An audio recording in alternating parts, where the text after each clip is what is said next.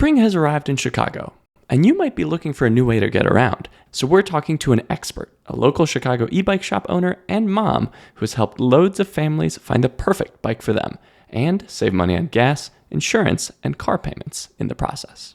Mandalyn, thank you so much for joining me on Chicago Into Bike. Of course, I'm delighted. So first of all, can you tell us where you are? Can you tell me a little bit about your incredible shop? Well, we are here in my shop in Offbeat Bikes in Logan Square. We are an electric and cargo bike focused shop. We're independently owned and super friendly, and we specialize in bikes for families and kids and everyday life. So what I mean by that is bikes that can help you do your everyday life. Things like grocery shopping, in things like getting your tennis gear to the tennis court. Things that a bike maybe isn't always thought of as the first initial form of transportation. That's where our bikes shine. Okay, fantastic. And just as a full disclosure to our audience, Mandalyn not only did not pay me to be here, I have bought a bike from you and spent a lot of money on repairs. So we're taking good care of you. Yes. No. Bike. Be very clear. I am very satisfied. I have a navy blue Turn HSD that I got from you guys. It's stunning bike. Beautiful. I'm a big fan.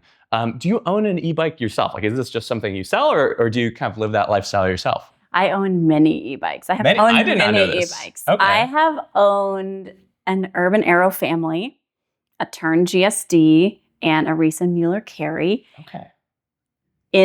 Owned myself, lives in my garage as my own bikes. I have ridden all of them, as I do every day, which is a really lucky part of my job. But yes, I ride e-bikes all the time. Okay, what do you currently own? What's in your garage right now? What's in my garage right now is a Turn GSD and a Reese and Mueller Carry. Okay, fantastic. Yes. And what do you use those bikes for? Is it just cargo? Is it commuting? Is it family? I use them for, most of my life is by bike now, I would say.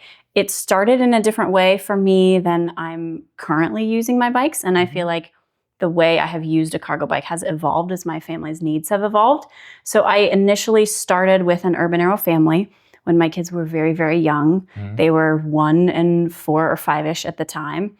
And I carted them all over the city in an Urban Arrow. I did not have a car at the time. And getting around by bike was just a little bit faster than waiting on the bus with a stroller and all the gear that comes with having small children. It was just quite a bit more practical and efficient to be on a bike. So the Urban Arrow has been my first love and will always be my first love. And that was the bike that I have ridden the most miles on, I would say. And then as our family needs grew, we added a second e-bike, the Turn GSD, which is the style where the kids ride in the back. And for context too, we have an Urban Arrow right over there. And then this is a GSD That's right. That's a GSD right there. Fantastic. So I then started riding with a bike like this. And this was in part so both my husband and I could have a bike to pick up the kids. So no matter who was picking up the kids from school or from whatever activity, we had a bike that would work for both of us. If one of us took the bike to drop off the kids and then commuted on to work, then the other parent remaining at home or in the neighborhood was still left with a bike. So that was our 2-bike life. And now my kids are at separate schools and I am riding them together on the bike less and less, which is a little sad for me. Well, because they're getting older. So are they also riding their own bikes now? They're riding their own bikes now, which they love. And it's bittersweet. It is. They're very good little riders. I just kind of miss carrying them around myself. But there's not very many instances where I need to carry both in the bike at the same time. So I have a smaller front loader. It's the Reese and Mueller Carry, and it's the little baby front loader that mainly just carries my stuff to and from work, my groceries on the way home from work, and a kid if I need to. Stepping back a bit to your shop, what is an e-bike and what type of e-bikes do you sell? An e-bike is an electric bicycle. It's a bicycle that has an electric powered motor powered by a battery that you plug in and charge. In the United States, we have 3 different classifications, and I'm going to get just a little bit technical. Okay. So bear with Lay me, it on okay? me. We're ready. Class 1 e-bikes are what's known in Europe as pedelec bikes. They are pedal assist. They assist you up to 20 miles an hour, and they have no throttle. A Class 2 e-bike is a different style of e-bike that includes a throttle, but also only assists you up to 20 miles an hour. And then there's a Class 3, which is a high-speed bike no throttle on that bike, but it will assist you up to 28 miles per hour. Mhm. Here at my shop, we currently have class 1 and class 3 bikes. But when you say e-bike, that encompasses a bit wider umbrella of bicycles that are motorized than the ones that are in any given shop, really. There's a lot of headlines around e-bikes right now. And I think one of the things that as bike people we try and push back on is like e-bikes versus e-motos. Yes. So to clarify for anyone in the audience, none of your bikes can go over 28 miles per hour. None of them can. Unless you're going downhill. I would say the vast majority of people don't want to go much faster than 20. That feels a little too fast for a lot of people I interact with to travel on a bike. That's a pretty high speed. Yeah, and especially because a lot of these bikes, you're talking people with families, cargo. But they do have very good brakes. Like you are able to slow down. But yeah, going above 20 on a fully laden cargo bike is a little bit of a dangerous adventure. Oh my, this is fast. And what are the different styles of e-bikes? So we talked about the different classes, but you mentioned briefly like front loader versus back loader, rear loader. So there are 2 styles of cargo bikes here in my shop, front loaders and long tails. And then there's maybe a third category that is growing here at my shop, but exists in the city all over the place. So I'm sure many people will have seen just like a normal e-bike with not a lot of cargo carrying capacity. It's maybe, I call these commuter bikes. Yeah, I have one of those. You have a Gazelle too. These are commuter bikes where you are really not trying to carry stuff with you. You're just getting yourself from home to work. Or yourself from home to the park, or just going out for a joyride. And those are what you would think of as a bike. If you picture a bike, 2 wheels, no big box in the front, just a bike with a motor. Most of the bikes that we work with are a front loader, like an Urban Arrow, or a long tail, like a Turn GSD. Fantastic. And so the main distinction is like with the long tail, we have this little puppy back here. Yeah. Your kids or your cargo are going to be in the back. Yep, cargo's in the back. Front loader, it's going to be in the front. What's kind of the distinction, like, you know, why pick one over the other? Yeah, that's a really good question. And there's not a one size fits all answer. I feel really strongly that people should test ride both styles to see what makes the most sense for them. I have people who really want their cargo to be in front. If it's kids, they can see when their kids are taking a nap. They can see if their kids are throwing things out the front of the bike. When the kids are behind you, it's a little bit like you can't see them. You gotta do a little like turn around motion to see what's going on behind you.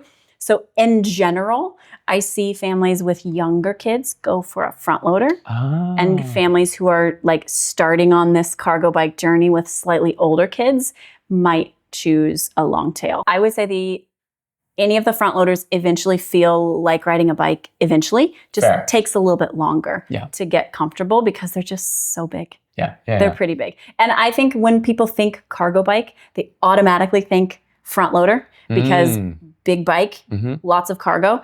But there are other cargo bikes that are smaller and a bit more manageable. And we were talking about, you know, cargo bikes, but you also mentioned commuter style bikes. We have a little guy back here. Can you tell me what this is? So this is what I call a bike that's in my like commuter category. It's not necessarily designed for cargo. It's designed to fold and go with you on the CTA, on the Metra, on the Amtrak. That's one of my bucket lists, is to take a Vectron on the Amtrak and then explore once I reach my destination. But this is a commuter style bike. It's an e-bike. Yeah, it is. It's an e-bike that folds in the middle. So if you need to store your bike in your apartment and you have several flights of stairs or a small elevator to contend with, and you're not planning to go to Costco with your bike, maybe this is the one for you. Yeah, and the cool thing about bikes like this too is like, especially like we were talking about with a family, like maybe you want a big cargo bike, you could throw this in the bucket. Oh, yes. Right? Like there's a lot of options that combo with these bikes. So, you know, we're talking a lot about families and we're talking about how people can use cargo bikes. So how can a cargo bike replace a car? Because one of the reasons I'm talking to you right now is, I don't know if you've heard, gas prices are really high. Something's going on with the Strait of Hormuz. Something with the Strait of Hormuz. It's something about the barrels, Victor. Yes. But also, you know, in Chicago, it's getting to be springtime. It's getting to be a little warmer. So I think people are really starting to think about biking. And as shops like yours have really flourished, I think people are starting to see other families with cargo bikes. What are the benefits and how does it replace a car? Because I think that's where people have a lot of hesitation. Is, can it replace my minivan, my SUV? Yes, it can. Okay. It doesn't have to, but yes, it can. I have a vast array of customers who have only bikes and do not own a car. and spend all of their transportation around the city utilizing CTA or bikes or rideshare. And I have people who have a car and a bike. The way it can replace a car, let's just go with the minivan example. You're going to load kiddos into a minivan and go to the baseball field. It's baseball season. Yeah. We're gonna go to the Little League field. You're gonna load up the kids. You're gonna be there for, let's say, I'm making this up, for 2 games. 2 baseball games. You're gonna take snacks. You're gonna take gear. You're gonna take at least 2 kids. You're gonna load everything into the minivan. You can do all of that on a bike. Yeah. And there's no gas. Yes. So we don't have to think about the Strait of Hormuz. Yeah. No gas prices. You do still have to charge the battery. So there is a nominal fee for your electrical bill to charge the battery. You do have to inflate your tires with air every once in a while. But in terms of like accessibility, it's totally doable to replace many car trips with a bike versus a car. In the United States, there's something like 60% of all car trips are under 6 miles. Yeah. And that's nationwide, not just in urban centers like Chicago. So many of our trips can be bike trips instead of car trips if we have a bike that can carry our stuff with us. A lot of times people get sticker shock when they see the price of a cargo bike. Yeah. But I think a lot of the time the pitch that I make to people is like, hey, yes, this is an expensive bike. Yeah. But much cheaper than a car. So I'm one of your customers who doesn't have a car. Yes, you are. And I have a fleet of different bikes, and all of them combined. Like if I today bought all of my bikes brand new, would be cheaper than a very bad used car. Yes, correct. And also like the maintenance, the like I have my bikes insured. Can you talk a little bit about like those running costs? Yeah. Is it cheaper to maintain even an expensive cargo bike compared to say a basic Toyota Corolla? 100% it is. Just to give you a numbers example, an insurance policy for a bike is about the cost of 2 months of insurance for a car for the entire year. Give me like specific numbers if we're like insuring. If you're insuring an Urban Arrow, around $400 to $600 a year. And this is a very premium bike. It is. So that will rise or decrease based on the value of the bike itself. So for the Urban Arrow, that's going to be let's say 600 tops for the entire year to insure your bike with a lot of bells and whistles like liability added. So there are insurance policies that you can get that you can add on things like coverage if you hit a car. Yeah. So you don't have to spend that much, but that's, let's say, the upper end of the cost. And then in terms of maintenance, you're spending several $100s a year on maintenance. I would say most of my families spend around $400 a year maintaining their bike. So all told, $1,000 a year on the upper limit to maintain an expensive cargo bike, one that takes a sizable investment.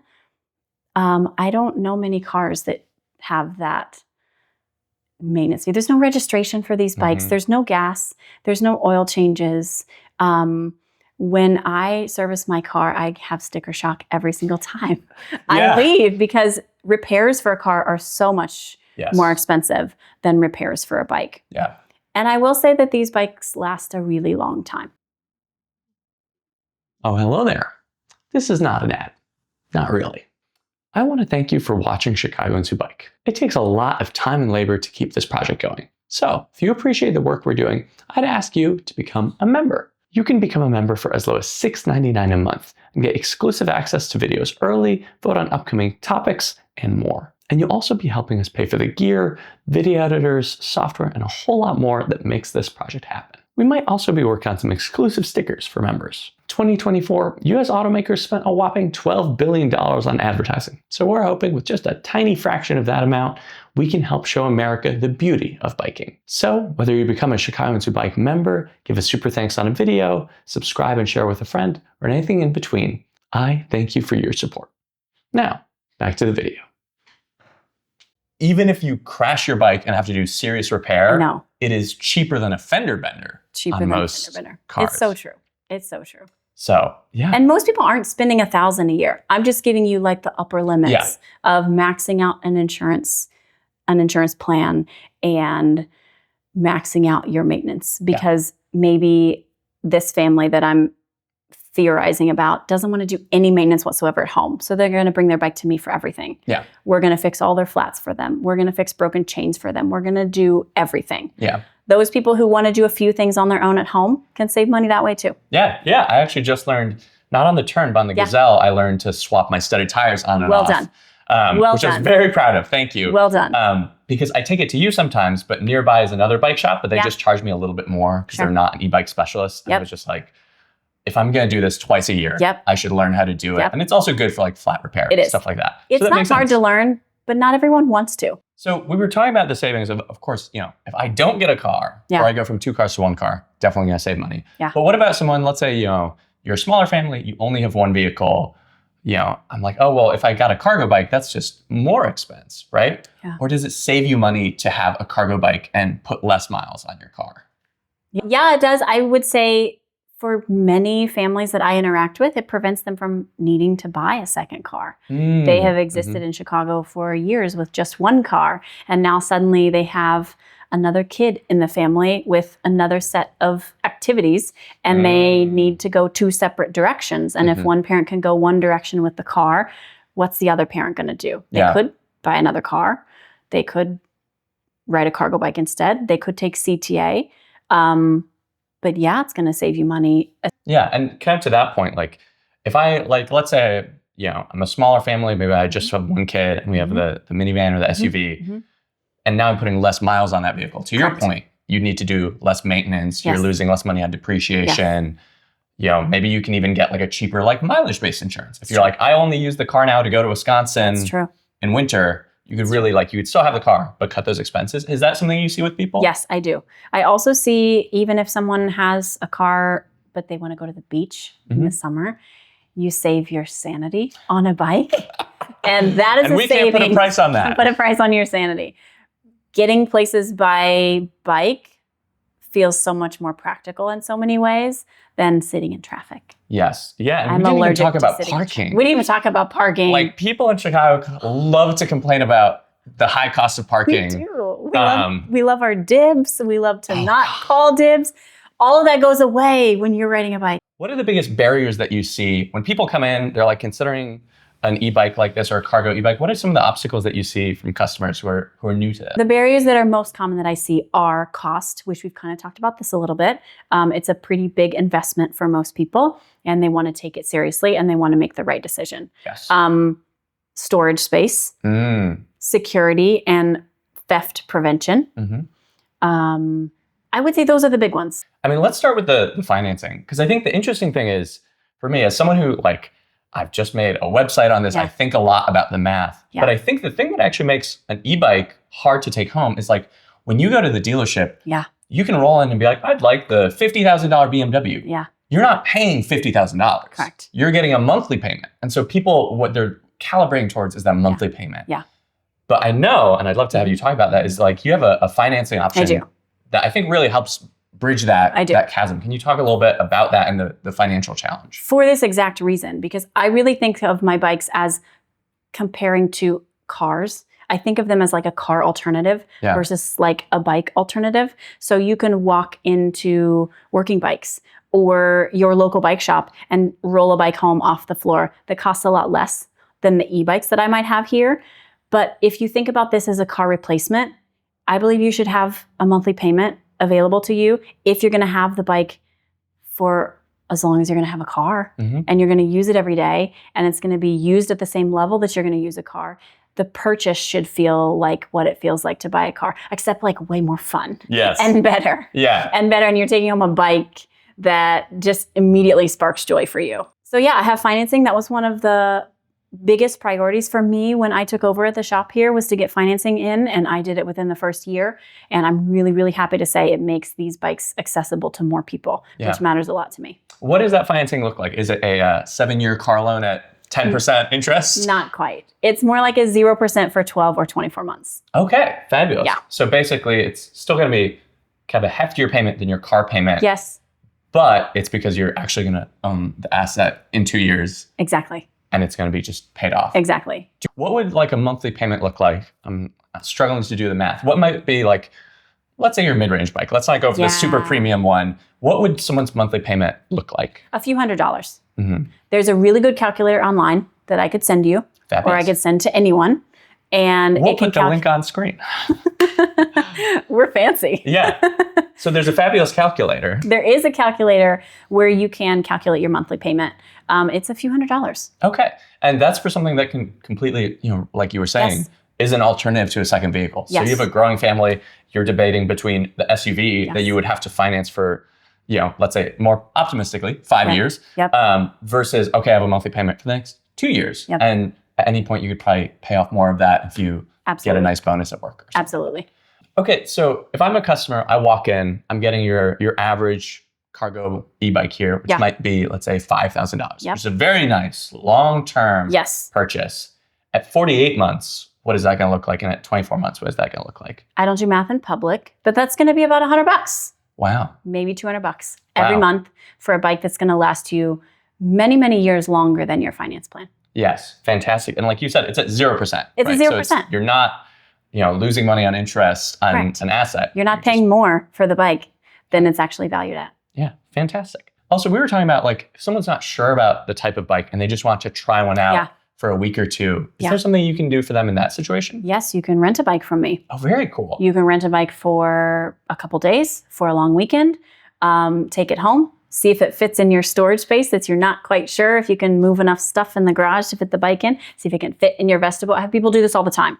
See if it can fit at home and see if it fits in your life the way you think it's probably going to. Yeah, fantastic. Yes, so rent a bike. I was doing a nice beach trip weekend. I could rent like this Urban Arrow from you, 100%. See how I like it, see what it feels like. And then next weekend I could try out the GSD and see how does that feel like. That's so cool. For most people, that's all it takes is to realize that, oh yeah, this bike can do what I'm hoping it will do and then some. Yeah.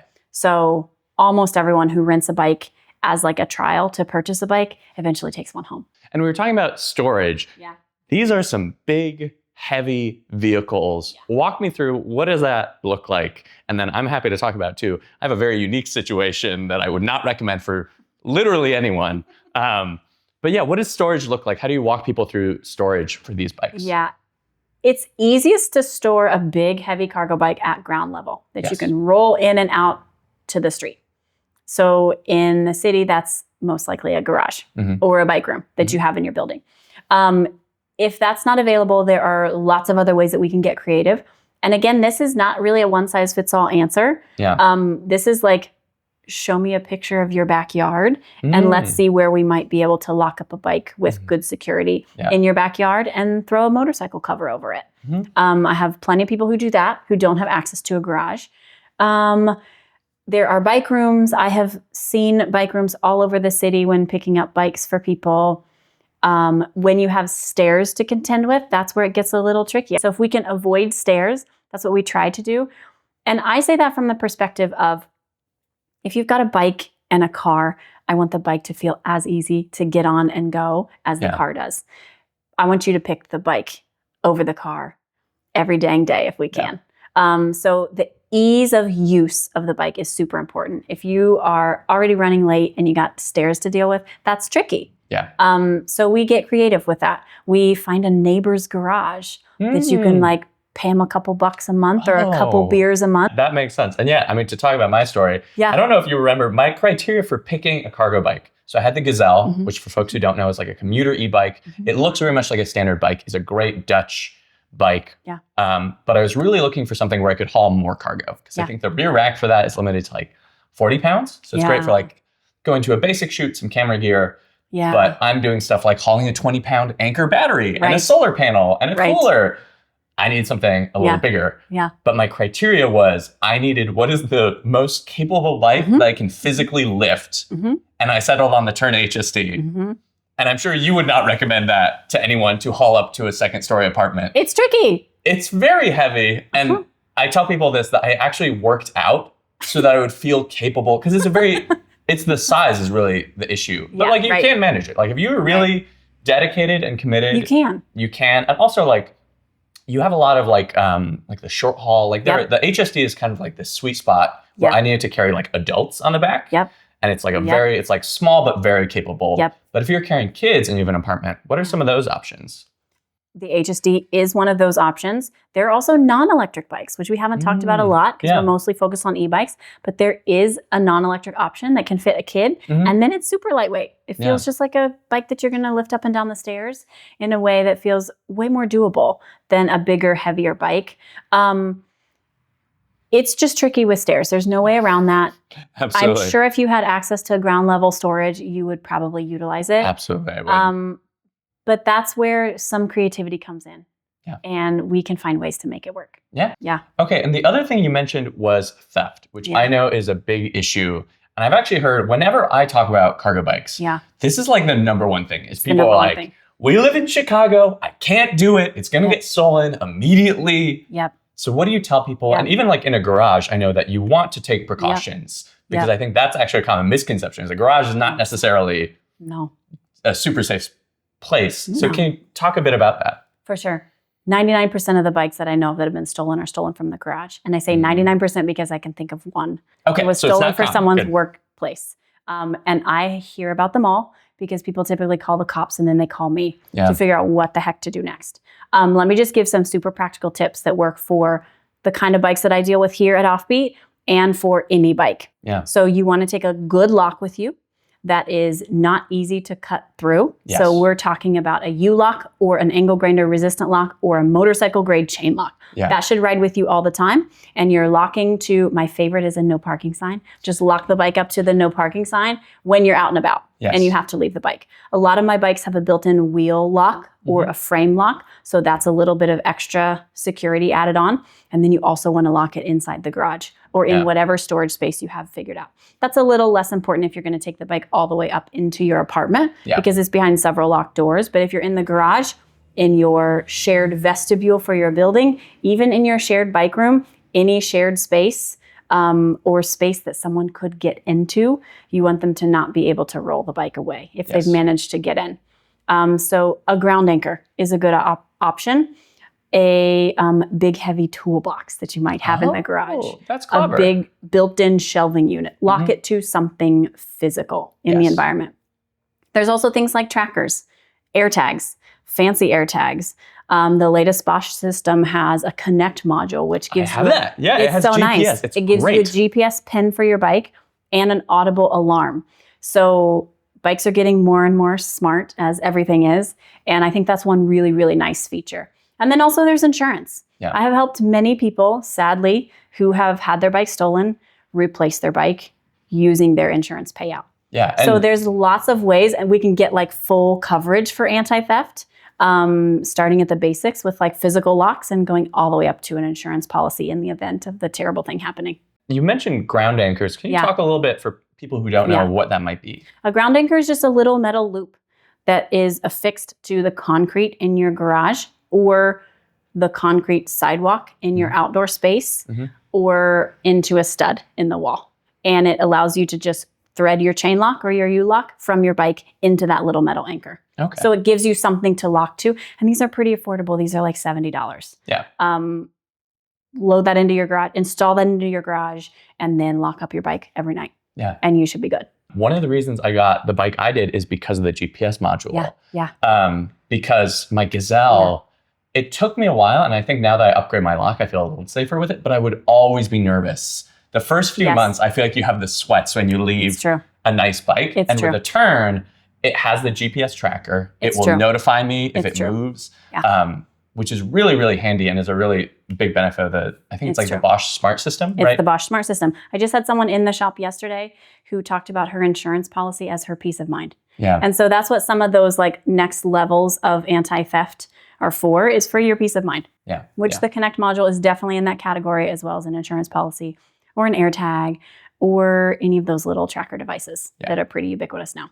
Okay, and one thing that you mentioned is that these are bikes that are meant for long-term ownership. Because I think one thing I hear a lot when I talk about any type of electric vehicle, whether it's a car or a bike, is batteries. Because people hear a battery and like, well, my iPhone lasts 2 years. Right. This is just going to be garbage. I shouldn't even bother. Right. Can you talk a bit about the longevity of your bikes in general, but also specifically that battery portion? These batteries are totally different than the battery in your smartphone. These batteries last years and years and miles and miles. I have a bike in the shop right now for service that's 7 years old original motor, original battery, Wow. many all original electronic components. These bikes last for a very long time. Yeah. So unlike your phone where your battery's dying several years after you bring it home and it's decreasing in the battery life, these bikes aren't operating that way at all. There's a lot of longevity here, particularly in when you're done with your bike, it can be passed on to a second family. Yeah. We see bikes all the time that are on their second family and Oh, that's still so going cool. strong. Mm-hmm. So these bikes last a very, very long time. Yeah. Decades. Yeah. And one of the cool things too is like compared to a phone, people are worried about the battery. I think all of the bikes you sell here have a removable battery. They do. So like something happens, you can just swap it out and it's Yes. pricey, but not, bike pricey. Not the It's bike like price. you can swap it. I think some of them like mine, I think you can upgrade the battery and can. get a bigger battery or You do can. multiple batteries, all You sorts can. of fun options. And I think the other thing, like I remember when I was buying my bike from you is I talked about like, I have a Turn HSD. If Turn goes bankrupt, Yeah. what can I not replace? And I think you said it was just the frame. Like all of the tires, Yeah. the brakes, the suspension are all from Yeah. these big name manufacturers Yeah. that have a history of reliability Yes. and have replacement parts. Yes. Is that accurate? That is accurate. And that has a lot to do with the bikes that I choose to work with and the Mhm. bikes that I choose to offer for sale at Offbeat Bikes are brands that I feel confident in the longevity of and parts that are readily accessible. So a lot of the brake parts are just pretty standard hydraulic disc brake parts. Mhm. So they're not brand specific bike parts. Some things are, like some of the accessories are. And the electronics. I'm And the sure. electronics are as well. That's true. But there's not something that's going to break on your bike that makes your bike irreparable. With the battery, if I want to charge the bike, some of these bikes are pretty big. I don't know if I can bring it somewhere where there's power. Can I pull the battery off? What does that look like? Yeah. All of the batteries are locked in with a key. You just use the key to unlock it and you can take the battery with you inside. Okay. I've even done this before on a really long ride and I stop somewhere for lunch and I bring my charger and I just plug in for a little juice. Nice. Yeah, and it's like a laptop charger equivalent thing, right? So It you could is. just throw it in your bag and be like, It okay, is. I'm going out for a while. We're going to charge at the destination, have a full charge. For sure. So you can charge on the bike itself, just plug right into the bike, or you can charge on the battery itself when it's removed from the bike. Fantastic. So, it's great that you have all these very capable bikes, but I already hear some people saying, Mandalyn, it's Chicago. You can only bike for like 4 months out of the year. Is that true? Or do you have options to help people make this a bike that is year round, something that can help them out? I've heard, I think it's a phrase from the Dutch. You're not made of sugar. You won't melt. Yeah, we can ride in the rain if we have to. We really can. There's gear. There's all sorts of gear that you can go wild with if you want to for rain gear. But also you can just let yourself get a little wet and it's not a big deal. But from the perspective of the bikes, they're totally waterproof. Yeah. Nothing is going to stop working in the rain. You don't want to submerge them. But yeah, they're going to operate just fine in the rain, in the snow. You might want to pull over if it's hailing. Ask me how I know. Wow. I didn't think of that one. Yeah. But yeah, you totally can. I find that most people don't instantly become all-season riders or year-round riders. It's a slow roll into riding year-round if someone wants to do that. I have plenty of people who are fair weather riders and they admit that and they're like, the bike is in storage through the winter. I'm barely surviving. I'm not going to ride a bike. And that's fair. And then there are people for whom, like myself, the bike is a bit of sanity in the long gray Midwest winters and getting out on a bike really feels good. It's just the decision to ride that's the hardest part. And let's talk about, because I think one of the things too is like, when I got my Turn, I needed it as a tool, right? For me, this is my minivan. Can you talk about specifically winter? Because I know you sell studded tires. And I think that's a great thing to talk about. Studded tires are awesome if you rely on your bike every day, rain or shine, snow or not, to get somewhere that you need to go. Studded tires are a bit of the like peace of mind thing that I would say. You know that you're doing all the protection that you can on the bike to keep you upright when there's snow or ice. They're great.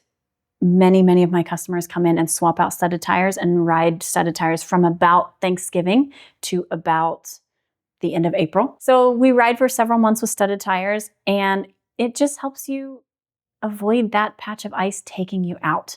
And if you have a cargo bike with stuff with you, camera gear, kids, you really don't want to go over. No, absolutely. And you also have, I want to mention too, there's some that will have some shots of the covers. So for your kids, because I think the other thing I hear is I hear people who are like, you can't take your kids out when it's cold. That's like, I think I've literally heard someone say that is child abuse. But you have these covers. So what is that experience like for like a kiddo if it's like, let's say like 20 degrees, you're getting some wind. What are those covers really doing for you in that situation? Or how do you handle kids in that case? Well, last I checked, kids are also not made of sugar. And if taking your kids outside in the winter is child abuse, I'm guilty. They have a blast. They get in the rain cover, which I tend to call it the weather cover because it's not just for rain. It's for cold air, it's for winter, and it's for rain. They get in there, they call it the fort. We put twinkle lights in there sometimes. We make it fun. You give them a thermos of hot chocolate and you think you've given them the moon. You put a little speaker in there and a blanket. The kids have a blast. And when they're protected from the wind, that takes away most of the cold. Now, if we're talking about a really, really little baby, that's fair. Okay. We're not going to take a tiny newborn baby out in the cold. But for most of the kids, you bundle them up in their normal winter wear, in their little parkas, and they're just fine. And you get them out of the bike and they're happy and their little cheeks are rosy and they've just had a great time. And that makes sense too, because since you're building in this small enclosure, especially if you have like 2 kids in there, it's probably going to be a lot warmer in there than even ambient temperature. It actually is, because the wind is gone. We live in a city with a lot of wind from the lake. The wind is gone when you're inside your rain cover or your little bubble. The kids call it the little bubble. They have all these cute names for it. And all of my bikes have weather gear of some kind. Fantastic. And we were talking a bit about rain. Can you talk a bit, are these bikes capable for rain in other ways to protect you as the rider? All my bikes have fenders. Fantastic. That's not an add-on. They are just included with the bike. These bikes come from Europe in a lot of cases, and it's more common in Europe than it is here, I would say, to ride in all weather year round. And so a bike with fenders is just a no-brainer. And especially these are meant, like, I think if someone's getting these, they're meant as all-rounders. This is not you're going out for fun. So it makes sense that all of them come with fenders. They're all ready to go. They are. They're weather vehicles. They're often shareable, which is another nice feature. If you're taking home a bike at a higher investment price, you can share it with your partner. So they're truly designed to check all these boxes in a way that just makes them true car replacements. So we talked a little bit about, bikes getting second owners. What is a resale value like on a bike? Because I think one of the challenges I've actually heard is like, if you're getting a big bucket bike, there's kind of a sweet spot of ages. And I think kind of you were mentioning this, where kids want to be in that bike versus, oh, I'm old enough. They kind of want to ride on their own. So if I buy an Urban Arrow from you, it's a pricey bike and I only use it for 4 years, is it then dead weight, $0 tax write-off, or can I resell it for some amount? No, not dead weight at all. These bikes hold their resale value so well. There's a lot of brand recognition in a lot of the bikes that I have here at Offbeat Bikes. And people have their eye on the used market, just waiting for a used bike to come up all the time. So they hold their resale value incredibly well. You can get a lot of what you paid for the bike back when you choose to sell it to another family. And I'm always happy to help people with figuring out how best to do that. It's not always Facebook Marketplace. Sometimes it is. But there's not only those kinds of marketplaces to think about. Sometimes it's just your neighbor who has complimented your bike over and over. And you mentioned to them, hey, I don't need this anymore. Are you interested? My Gazelle, I think, is now like 4 years old, has 4,000 miles on it. And I think I just switch out the chain and the brakes. And everything else on it is really just fine. So if I sold it to someone, they wouldn't pay me new value for it, but they'd be like, this is a working bike, fully capable, no obvious issues. I'm going to get a good chunk of change for that. It still has thousands of miles left in it. If you take good care of your bike, that just increases your chances of reselling at a higher price point. And we're happy to service those bikes too. We don't only service bikes that we sell. So if someone has a GSD that they've found from a friend, we can service those bikes as well. So we talked all about e-bikes. Someone's kind of ready to start looking. What should someone look for in an e-bike? And can you talk a little bit, especially because I know there's a lot of online options. I think those are great from like a budget perspective, but at least me, I have a few hangups about just buying something in the mail. So walk someone through, what should someone do when they're like, I'm ready to buy an e-bike? Typically what I see is people will do a lot of online internet research first. and they'll find a lot of options, and then they will want to come and test ride options, which is my best advice, is to test ride everything you can.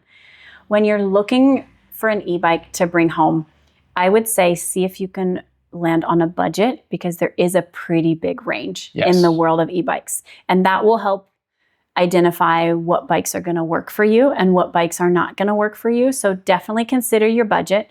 Consider if financing might be an option for you to maybe even stretch that budget just a bit further to get a bike that's going to last a little longer. And then one thing that I find that people aren't really thinking about until they have an issue is what happens when they have an issue. Yes. And so that's my best advice, is when you bring home a bike, have a good idea of who's going to help you when you have a problem. And I think that's a benefit with working with a local bike shop. They're going to know what issues the bike may have down the road. They're going to be well-versed in solving them. They're going to have parts on hand in stock. It's a real bummer when I have a phone call from someone who's purchased an online bike and they have a really big issue that their bike is no longer working. And I know that that company is no longer in business anymore. Oh my God. Or that the parts are just not readily available anymore. So sometimes there are companies that feel enticing because they're at a lower price point for the bike, but those companies can come and go. I've seen that happen a lot, unfortunately. Yes. So those are all the things that I would consider, and just know that there are maintenance things that will come to be with your bike, and planning ahead before that happens is really, really valuable. Yeah, absolutely. That makes a lot of sense. And I think, especially to your online point, like, I think we're like coming from a mindset of buying bikes in the way that we used to for like leisure. Right. Where maintenance is like, I guess it's something I'll have to deal with eventually. Yeah. When I came to you looking for a bike, I already had one e-bike and I had bought it from a local bike shop. Because for me, it was like, this is like a long-term investment. I need like a dealer, essentially. I think one of the cool things is like, if I buy a bike from you and there's something wrong under warranty, it's just like a car. You deal with it. I deal with it. I'm paying you $0 for this repair. Exactly. This is a warranty issue. It'll just get taken care of. You have all the parts. You know how it works. Exactly. It's never going to be, I don't know what this is. Go away. Exactly. You're going to make sure I'm whole. And exactly. That's the value of working with a local shop. That you don't get in a chat bot on an online company. No. You get a real human who rides the bikes themselves. I ride these bikes myself. So we are well-versed with what it feels like to ride one of these and what it feels like to have an issue that you want resolved very, very quickly. It's just something that maybe people aren't going to think about instantaneously. I think the other thing I would say is when you purchase a bike from us, you get a bit of a community vibe at Offbeat Bikes. You don't take a bike home and never see us again. We stay in touch. You send me pictures of your Christmas tree that you take to recycling on your bike because you're really proud of that. And there's a lot of value in that, and having a local spot that kind of knows this lifestyle and can kind of cheer you on as you're living this life with your bike, this really cool life with your bike. Absolutely. And even like accessories. I mean, like one of the things I remember when I bought my HSD, I didn't get the front rack. And then like 3 weeks into owning it, I was like, I need the front rack. Like, it's so handy. I really need this. It's true. And you stock that accessory. So like, I think it was a very quick turnaround for you to put that on, because it's not you're ordering it from somewhere. It's like, I could just roll and be like, I need stud tires. You got me. I need this accessory. You got me covered. But I think online bikes, absolutely like really great as a budget option. Right. I don't want to poo-poo them. There's some really great brands. Same. I agree. And also in Chicago, there are places that will service those. That's but true. I think it's really to your point, like, make sure you know first, hey, I've called this shop. I know when I buy this bike, they can service if there's a motor issue or a 100%. wiring issue or something like that. 100%. And not, because to your point, I think I've seen someone like go into a bike shop and I'm not going to touch this. This isn't UL rated. I don't know how this works. I can't help you. And that's just a really tough situation to be in when you're still spending a lot of money on a bike. So it's something to be mindful of. It is. And I also know, I think all the bikes you carry are UL rated, because a lot of times I hear issues about battery fires or just other concerns people have, either for longevity or for safety.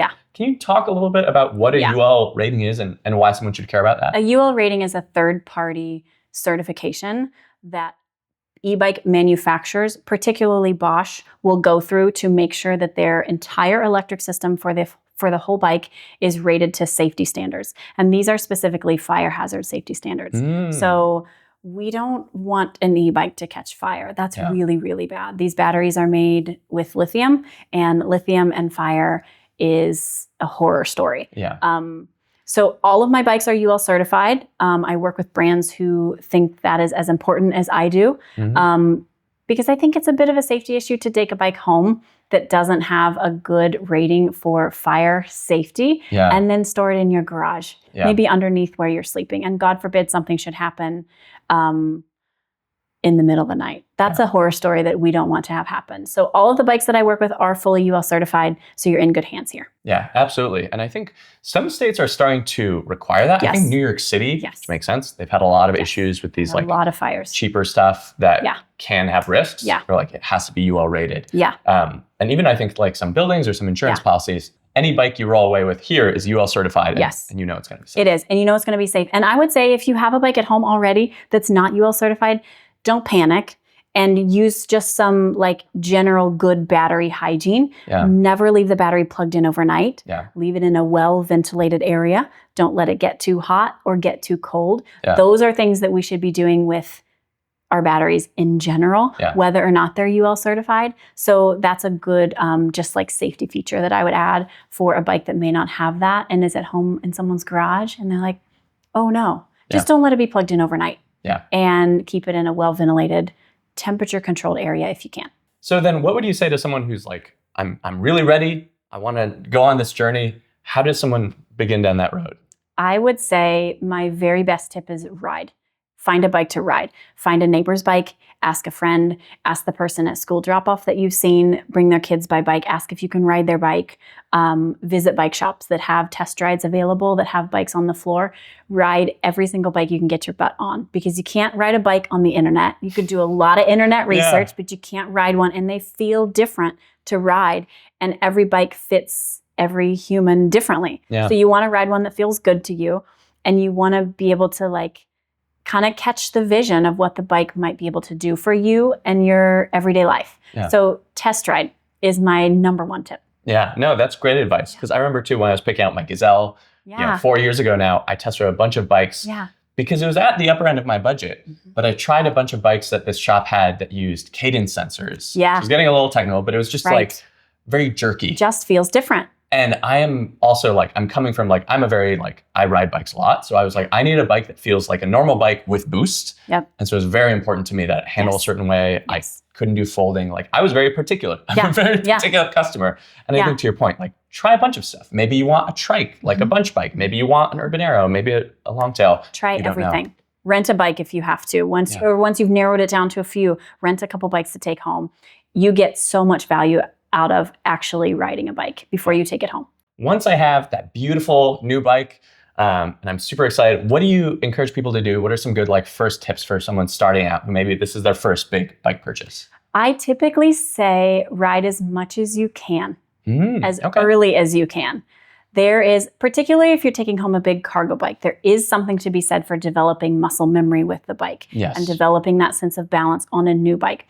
You can feel this just taking home any bike, that the frame is a little bit of a different shape, and so the balance is a little different. You will develop muscle memory, and the bike will become like riding a bike to you eventually. So just ride as much as you possibly can. Ride in car-free spaces if you can. Places like Humboldt Park are close here, the 606, the River Trail, the Lakefront Path. All of those car-free spaces allow you to not think so much about traffic and worry so much about traffic, but feel a level of safety that those really wonderful infrastructure can provide to allow you to just kind of get familiar with your bike. When someone rolls home with a bike from us, we give them a full orientation. They know how to charge. They know all of the basic stuff. And so I really just want people to have fun with their bike. I know that sounds a little corny, but these bikes are really fun. And I find that that's, we can talk about all the barriers and all of the hesitations that people might have with a bike, but riding a bike through a city, any city, but especially my favorite city, which is Chicago, is an experience unlike anything else. It connects you to your city in a way that is incredibly meaningful. It is just a super, super joyful way to get around. So just have fun. And then when you have fun, people will see you riding your bike having the time of your life, whizzing past the car traffic, which is so satisfying. Yeah. And they'll think, maybe I could do that too. Yeah. And isn't that the goal, to get more butts on bikes? Absolutely. No, I love that. And I think to your point, I've never seen someone go, I bought a cargo e-bike and I regretted it. I returned it. I think the biggest thing I say to people is like, buy the best e-bike you can afford. 100%. Because really, like, my friend has this saying that he said when he bought a nice leather bike saddle, he said, buy once, cry once. I hear it all the time. But I think there is something to that of like, when I buy the right bike, the first time I'm like, oh, it's kind of expensive. But then after like a year of owning it, I'm like, I made the right decision. 100%. This is a bike that helps me go places. This helps me haul things. It's true. And I have so much fun. It's so much fun. It really is. Absolutely. Well, that is as perfect a place to close as any. Good. Mandalyn, thank you so much for inviting us over at Offbeat Bikes. Yeah. Just to close, tell us one more time your bike shop, your address, where can people find you online? We are at Offbeat Bikes in Logan Square. We're at 3101 West Diversey Avenue. We're online everywhere at Offbeat Bikes. And technically we're by appointment, but you can always text the shop to get in whenever you need anything. Okay, well, fantastic. Thank you so much for joining me on Chicago Into Bike. Of course. This was a pleasure. Thank you so much for watching. Share this with a friend if you enjoyed it, and make sure to like and subscribe. And if you're not sure what type of e-bike is right for you, make sure to check out our new website, www.findtheright.bike. It's a 4-question quiz that will help you find the e-bike that makes sense for your life, whether that's fighting Chicago's wind, going up hills, or taking the kids to school.